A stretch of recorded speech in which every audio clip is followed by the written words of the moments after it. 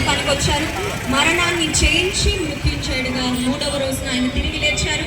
ఆయనను ఎవరైతే విశ్వసిస్తారో, యేసు ప్రభును హృదయంలో ఎవరు చేర్చుకుంటారో వారికి ఆత్మరక్షణ, పరలోక రాజ్య భాగ్యాన్ని యేసుక్రీస్తు ప్రభువారు అనుగ్రహించేవారు.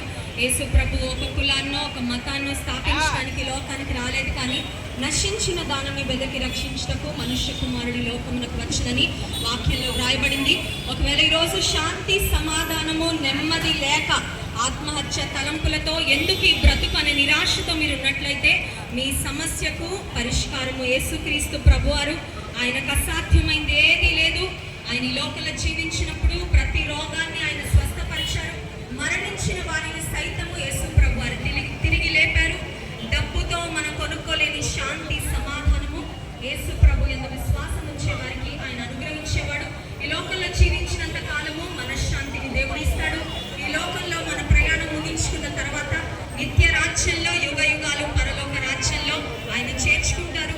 అట్టి కృప, మనశ్శాంతిని, ఆత్మరక్షణను ఈ సందేశాన్ని వింటున్న ప్రతి ఒక్కరికి దేవుడు దయచేయాలని కోరుకుంటూ మరి ఈ మాటలు ముగిస్తున్నాను.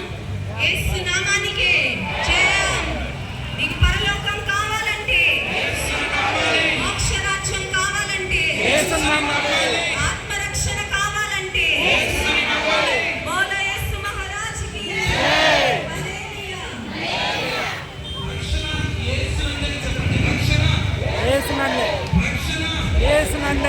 నీతిమంతుడు యేసునందే రక్షణ మనకు. హల్లెలూయా.